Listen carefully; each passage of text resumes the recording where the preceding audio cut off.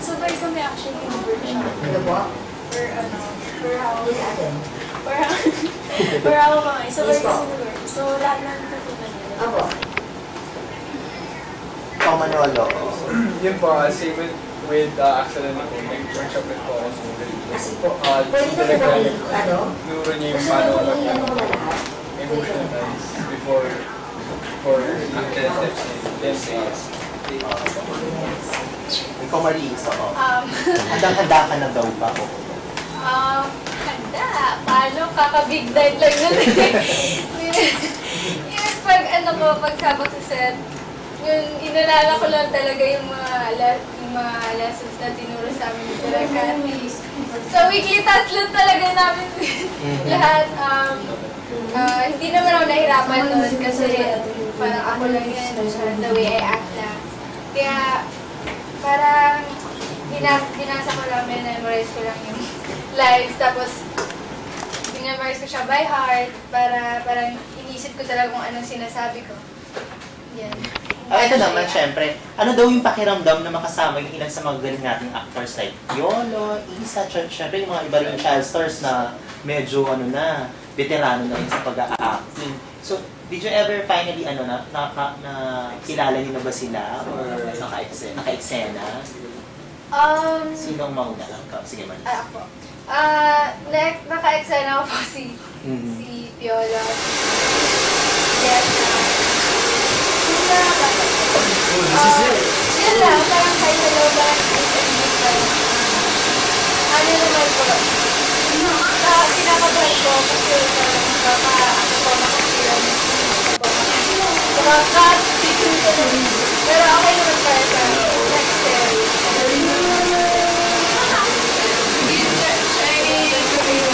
May pakiramdam mo na naka-eksena mo isang Piolo Pascual?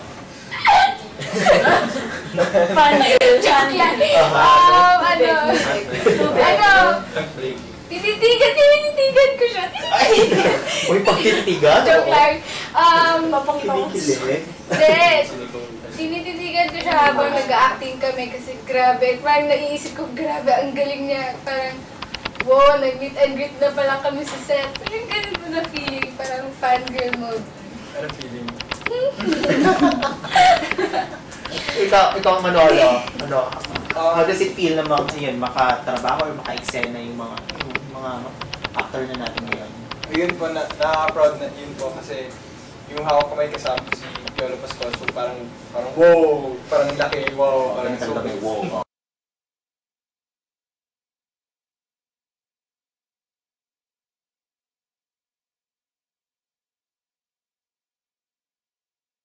Super blessed. Yes, you Axel, oo. Ikaw, how does it feel na, yun, pakiramdam na makatrabaho na maka-eksena na sila Piolo Pascual and the rest of the cast? Naka-eksena mo na ba sila? Wala pa actually naka-eksena sila. Oo, pero nakausap mo na sila or Well, nakakausap ko si Papa B. Bait siya, sobrang bait niya.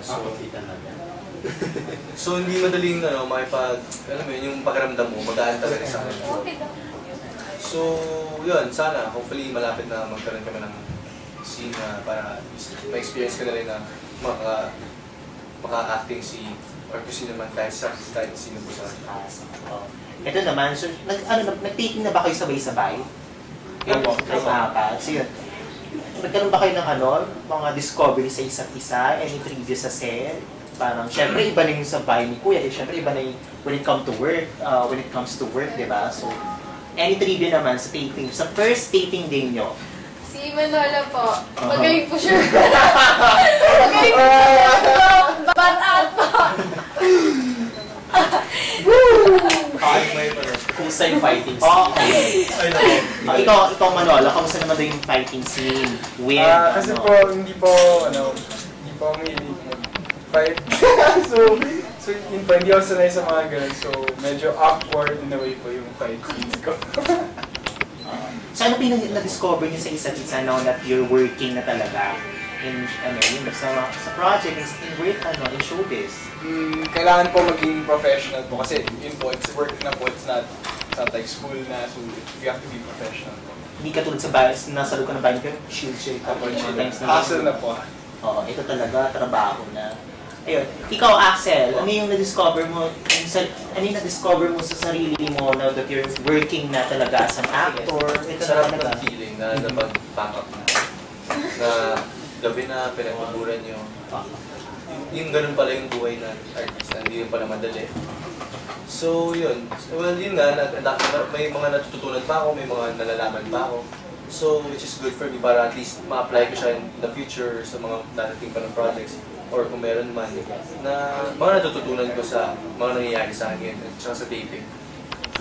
Ikaw, Nicole, yung ano, paano yung na-discover mo sa sarili mo nung ito na, nag-work ka na talaga as an actress, ito na, pasimula na. Wala, pareho pa rin. Chill pa rin. Yun nga lang yung defense, trabaho na, money na. Tapos yun, chill. Ayun. So, tanong pa dito ng mga chatters natin, siyempre inaabang ng mga fans, may mga love team to, di ba? So, sino ang para kanino ba dito? Ako para kay Nikki. Pasilip lang. Kung pwede. What gusto nila? May question about yun. Oh, yun, ang pasilip lang, paano ba dito ang pairing? Oo. It's love Kami ni team. Manolo. Kami ni Nicole. Ano yun? Ayun, Marie, sino ba? Yung Ako, nabasa mo yung story. sa story po, kami po ni Axel. Di kaya Axel po. Kasi, yun. Okay, fans club na ba yan? Ang tawag yan? Meron na Maricel. Okay. Oh, Giselle.